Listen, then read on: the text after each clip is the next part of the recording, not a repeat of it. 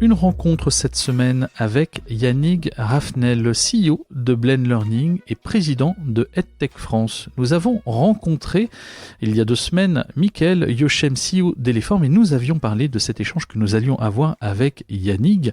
L'idée étant de faire un point sur les technologies et l'enseignement. Je suis ravi de t'accueillir. Bonjour Yannick. Bonjour. Alors comment vas-tu depuis ta Bretagne ?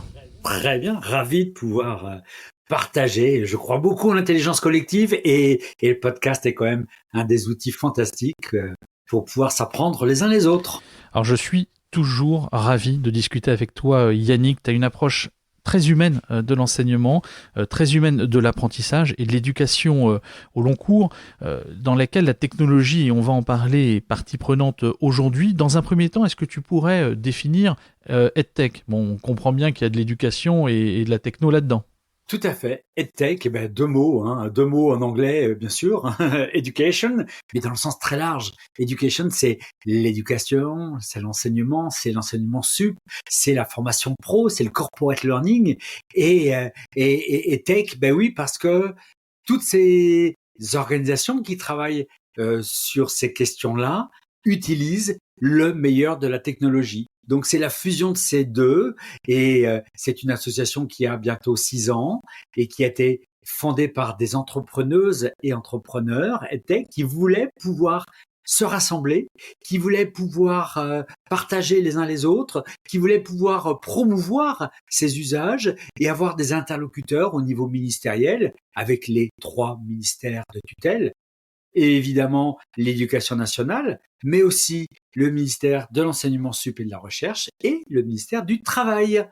Parce qu'il y a beaucoup de choses à faire pour pouvoir faire évoluer les lois, le cadre réglementaire, parce qu'il y a beaucoup aussi à faire pour pouvoir accompagner toutes ces entreprises qui se sont lancées dans ces créneaux-là depuis toutes ces années. Vous savez combien d'entreprises travaillent dans le monde de la EdTech en France aujourd'hui ? À peu près 600. Et EdTech France en rassemble plus de 480. Donc, c'est vraiment une filière importante avec beaucoup d'acteurs, des petits, des moyens, des très gros, qui ont besoin de soutien pour se développer et pour grandir.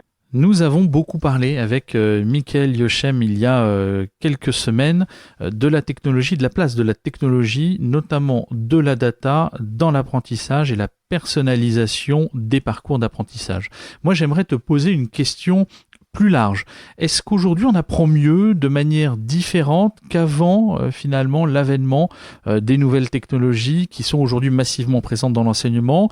Alors sans particulièrement parler tout de suite d'IA générative parce que nous y reviendrons, mais quelle est la place aujourd'hui de la techno, de l'innovation dans l'apprentissage ?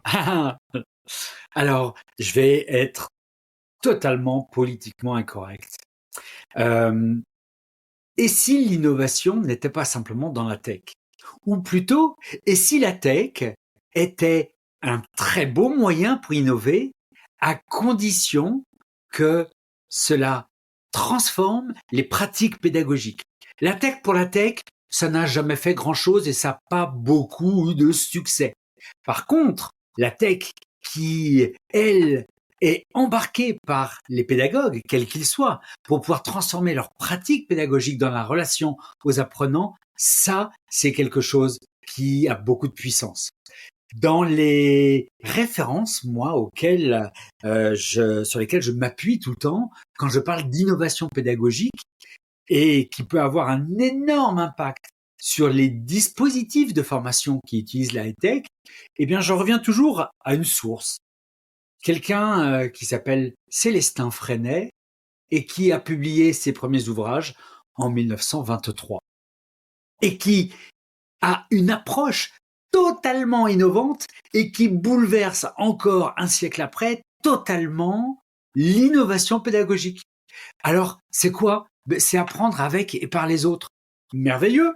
La techno aujourd'hui, avec tous les dispositifs qui permettent d'échanger de l'information, qui permettent de co-produire, de co-concevoir, même à distance, eh bien, oui, ça parle et c'est passionnant dès lors que l'on utilise une pratique pédagogique qui est basée sur le apprendre avec et par les autres. Développer toutes les compétences relationnelles pour pouvoir aller dans la créativité, dans la coopération, dans la communication, ces compétences clés de l'employabilité. Donc, on le voit, la tech, elle change la manière d'apprendre, toujours à la condition que ça soit au service de ces manières d'apprendre différemment. Parce que c'est là où les choses changent.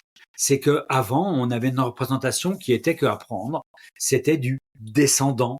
Et là, encore une fois, la similarité avec les transformations technologiques qui font que, c'est fini le temps du web où tout descendait.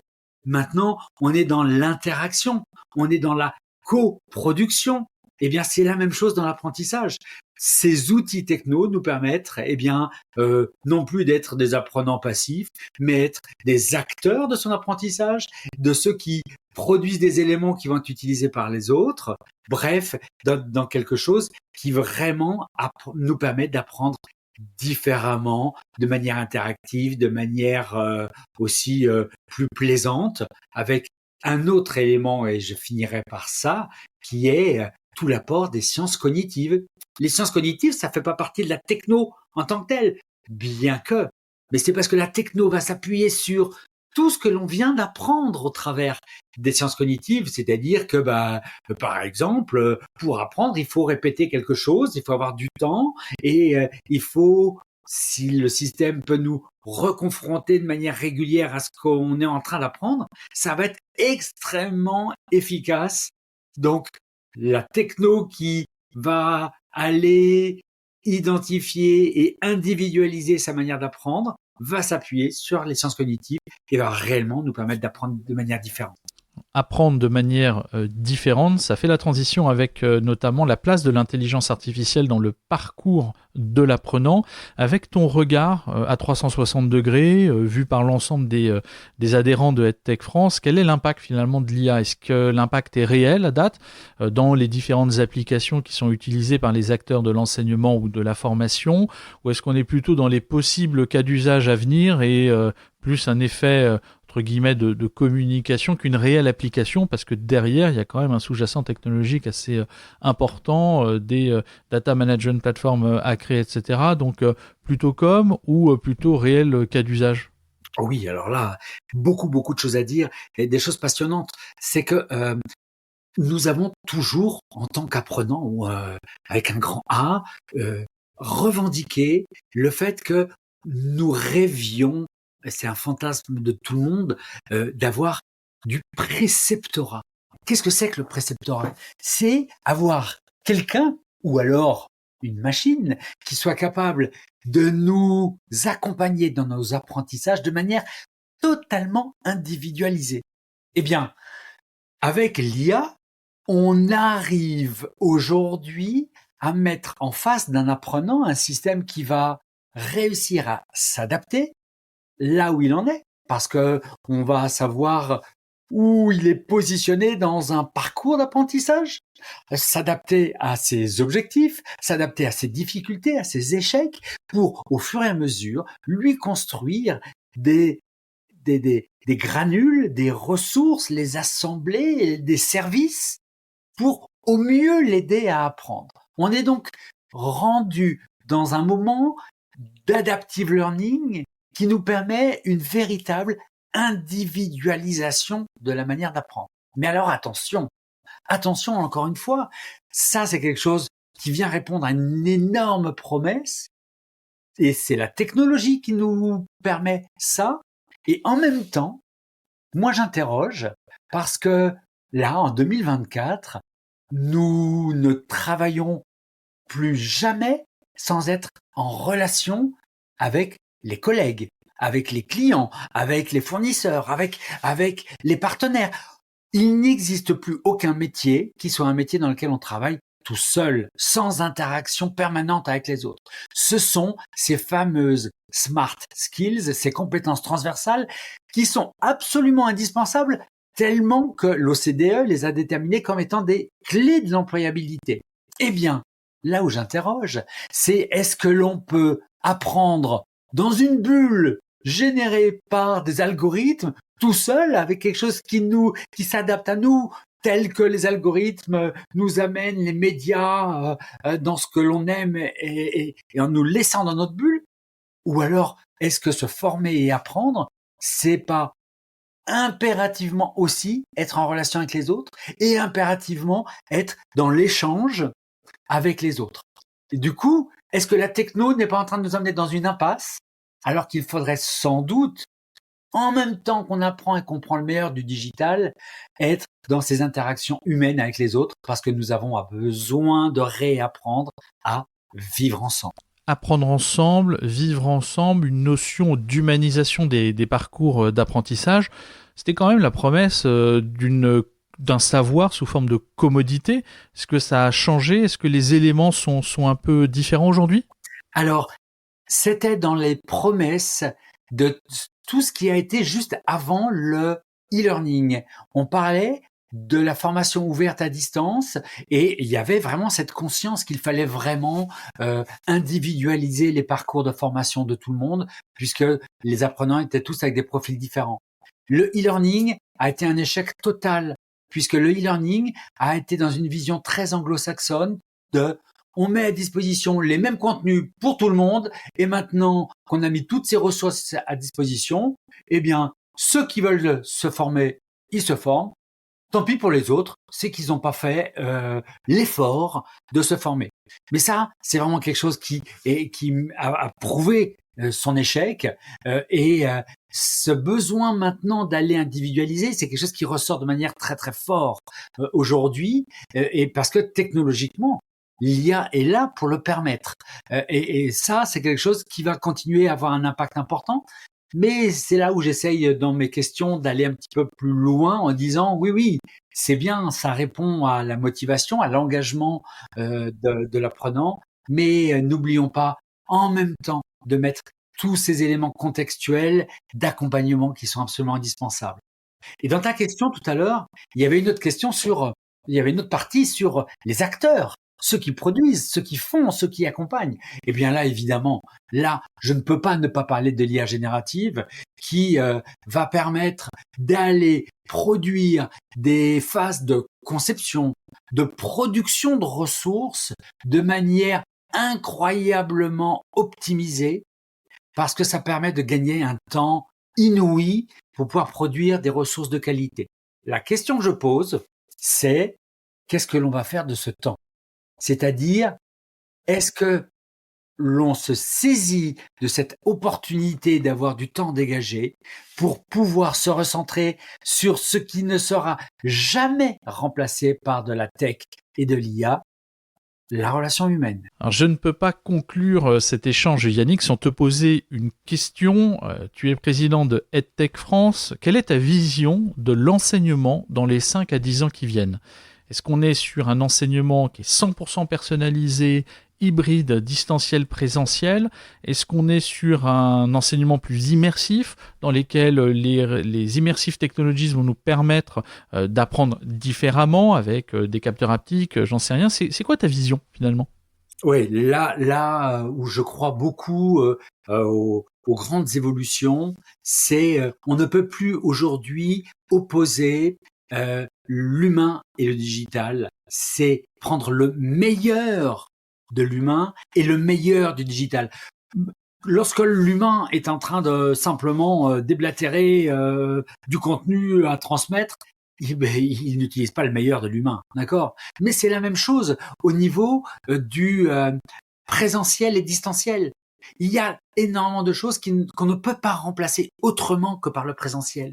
Des éléments en termes de convivialité, des éléments en termes de créativité, de proximité des acteurs. Et le distanciel a des atouts fantastiques. De la même manière entre le synchrone et l'asynchrone.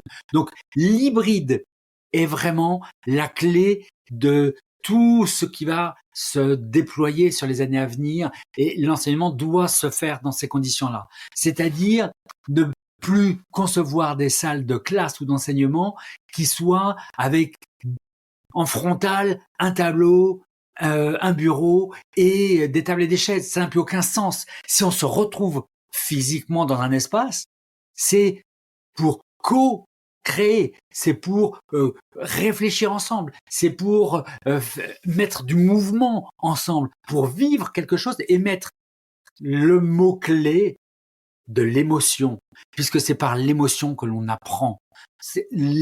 L'apprentissage sans émotion n'a aucune valeur, n'a aucune durabilité.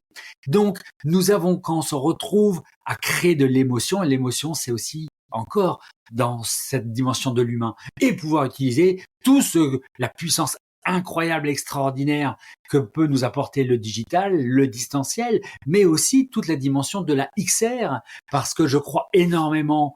Là, on va sortir de l'enseignement pour aller sur la formation, mais une énorme tendance qui va se déployer sur les 5 années à venir, à savoir que on ne peut plus acheter la formation à l'extérieur. Les talents, ils sont à l'intérieur des organisations. Et que le rôle du manager, c'est d'aller repérer ces talents. Et le rôle de tout le service formation de l'entreprise, c'est de créer les conditions d'échange entre ceux qui savent et ceux qui ne savent pas. Donc on revient à cette notion de peer-to-peer. Et si on rajoute à ça 2 éléments extraordinaires, la première chose, c'est la formation sur le lieu de travail, ce qu'on appelle l'AFEST, la formation en situation de travail, qui est un des moyens fantastiques pour résoudre la question de la compétence. Et la compétence ne se développe que lorsque l'on fait le transfert en situation de travail. C'est pas de la connaissance, ça n'a aucun rapport. C'est comment est-ce que je m'en empare pour pouvoir la mettre au service de ma pratique. Et ça demande de la répétition et ça demande d'être au plus près des conditions de travail. Et la deuxième, c'est la réalité augmentée. Parce qu'avec la réalité augmentée, eh bien, on peut être sur son poste de travail, avec l'apport dans le casque et les lunettes de tous les éléments dont on a besoin pour pouvoir nous guider dans sa pratique, en relation avec les autres, parce que connecter avec les autres, les apprenants ou les pairs qui sont à côté, qui voient ce que l'on fait, qui nous supervisent et qui nous accompagnent, ça, c'est l'avenir de la formation professionnelle sur les 5 à 10 ans qui viennent. Eh bien, merci Yannick d'être venu pour cet échange passionnant.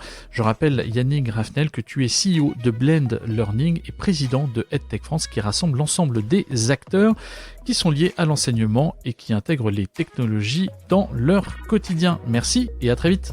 Merci beaucoup.